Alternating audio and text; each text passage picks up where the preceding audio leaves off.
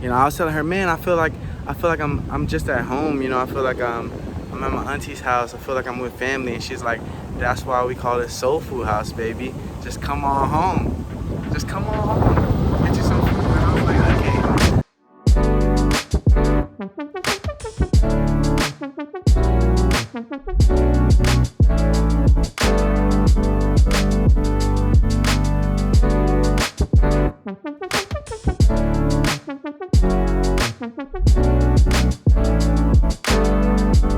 Today I'm gonna be checking out a place called Soul Food House. Apparently they have good soul food, as you could imagine from the name. But man, I've been craving some mac and cheese, so hopefully they got something that could satisfy my appetite. But regardless, we're gonna go there, check it out, see what they got to offer. Hopefully I can get the owners to talk a little about what part of the states they're from, because you know soul food hit differently. They tell me they're from New York or something, I know it's not gonna hit. But hopefully they're from the South and they're really throwing down. We're gonna see. All right, so here's the street that it's on. This is a building. I almost didn't find it.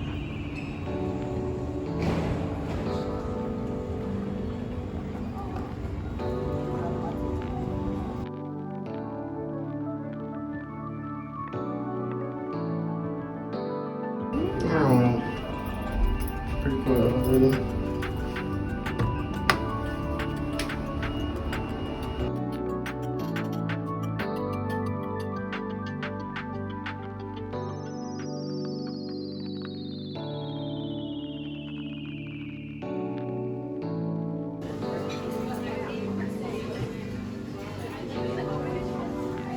Flowers, sandwich, tacos.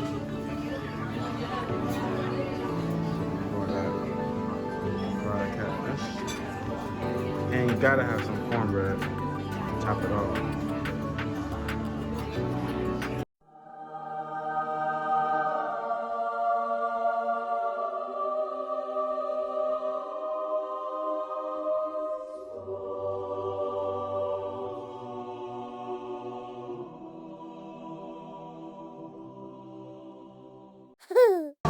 So, trying to get this meal recorded, but I can't get my food actually in the screen. But yes, sir. Yes, sir. Put that weight on. This alright.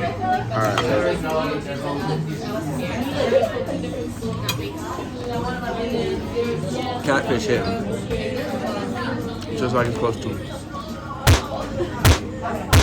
Have it hitting. Alright, for the grits.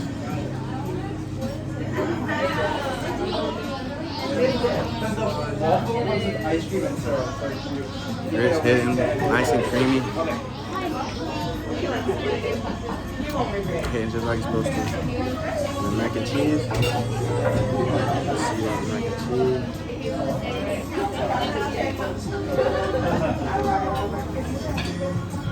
I led you to the water.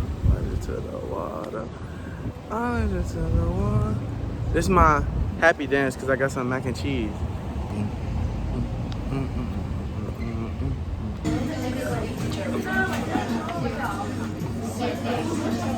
So I just left Soul Food House. That was probably one of the better experiences, one of the best experiences that I've had in Japan, man. I was talking with Latonya, who's a part owner. So David and Latonya are a married couple who own it.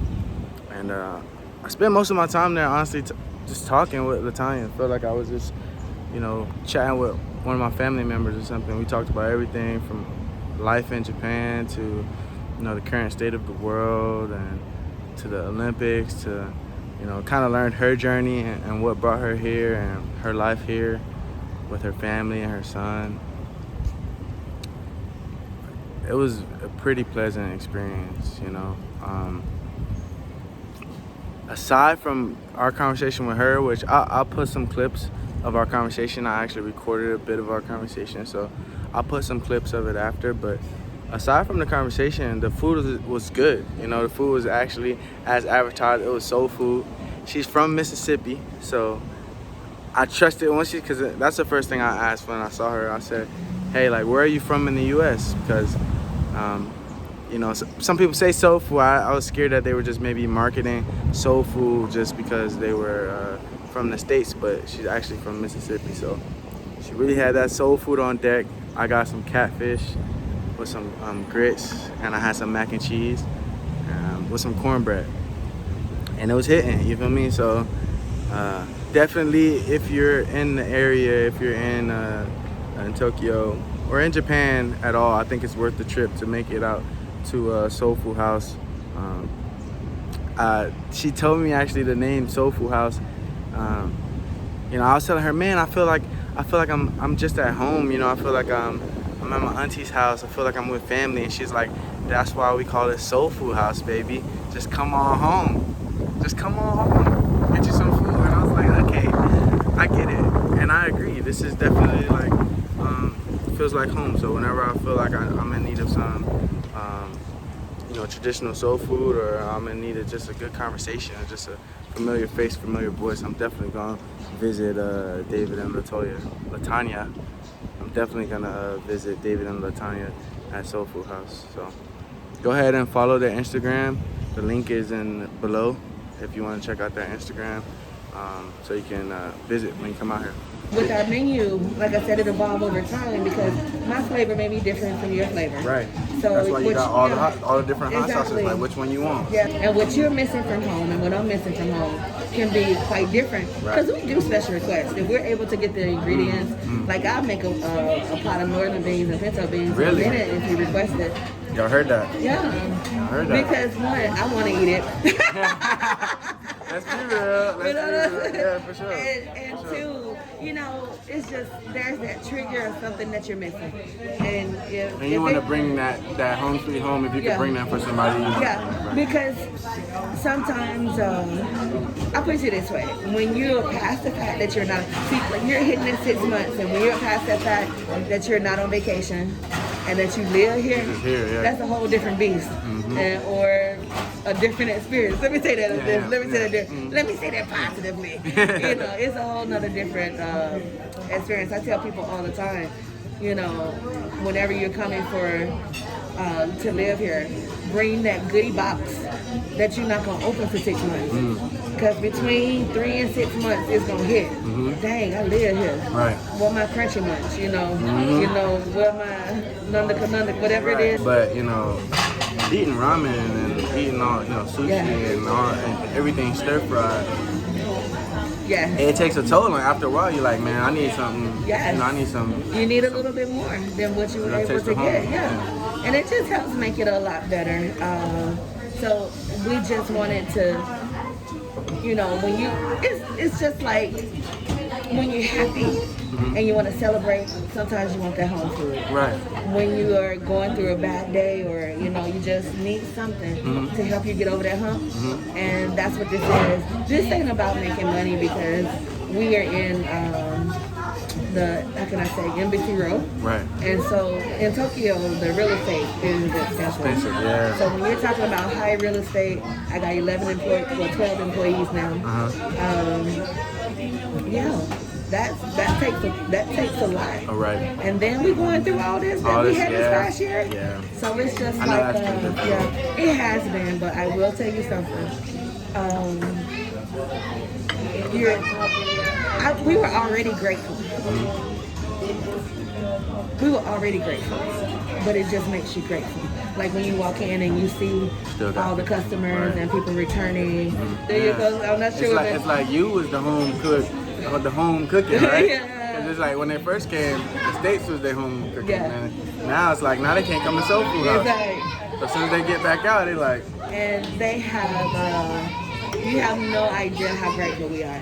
So when especially on the weekends, when that's usually when all the military will come through, and you just feel so much gratitude because it's not far. I mean, it's not close. It's no, you know, you got people are traveling over an hour to get here. Right. So it's just like, no, really, thank you. So were you always here at this location? Yes, this has been our one and only location right now. We have a lounge upstairs. Oh. But of course, that's out the main lounge, you know. So it's a lounge event space. But it's good. It's good. What do you? So you've been here 16 years. How long has the shop? When did you? 6 years. 6 years. Okay. So. Yeah, we started as a Thanksgiving party. Really? Nice. And people were just like, bro, what? You thought she put some elbow grease in it? Pretty much. And he was like, well, if that's how y'all feel. Yeah, Thanksgiving, it progressed. Because you ain't going to tell me I was opening a restaurant. Yeah. Off of that. It was, I was going to be going back to the house. Oh, really? Yeah. But from Thanksgiving. That's around the time, 6 years ago, so that's around the time you had just had your son. When I just had my son. And when I had him, it was when we decided we wasn't going back to the city. Like, obvious reasons. Read in between the lines, you know what I'm saying? My son is so free here. Like, his school is maybe a little under a kilometer away. He will walk after he gets out of school. I'm gonna tell you, first day of school, all the parents for the first graders went to go and check on their kids. And the teachers literally had the kids lined up, bypassed us. And we're going like, what you doing? You know, we want to welcome, congratulate, all that kind of stuff. They took them to the crosswalk to meet the crossing guard and said, all right, now go home. And we literally following our kids, like, y'all sending them home and everything. Yeah. So that was just because I see little kids here taking the train, everything. I'm just like, wow, this is like a 5-year-old kid on the train by himself. That was Japan's way of saying, okay, parents, your kids are independent now. Right. Get over it. But it's safe enough to do that. It is. They got people watching them. Yeah. They got people watching them, and they know the routes and stuff for them going home. Yeah. So he literally every day would go home, go get his bike, and ride over here to the restaurant. That's what's up. And be in the community. But you know, he had a little incident on Friday where he got stuck in the swing. He got into the kids' swing. Yeah. My little baby, little chunky, you know what I'm saying? And bless his soul, the fire department had to come get him out. But I was they responded right away, right? They did. I was happy though because his teachers, the kids tried to get him out. You have to realize, you know the kids, they're so small. They're small, They tried to get him out the swing and it ain't happening. And they called him, but somebody went to go get his teacher. Because they didn't know where we lived. But my husband, he was late, so he went searching for him to find out where he was, found him at the park. But even though we were going like Jonas, really, it was also a good experience to see that he has good friends, to see that his teachers were there to care about him. And, you know, what he was surrounded by was a lot of love. He was surrounded by a community that loved and supported him, which is quite scary for parents who have kids growing up in a different, you know what I mean? In a different situation. So, but I tell anybody, have your kids in Minatapu. Minatapu is awesome. Yeah. It's like a network. Do you guys like, do parents like share contacts at all? You have yes. Like this morning, the reason I'm like this, like I had on I was dressed cute this morning.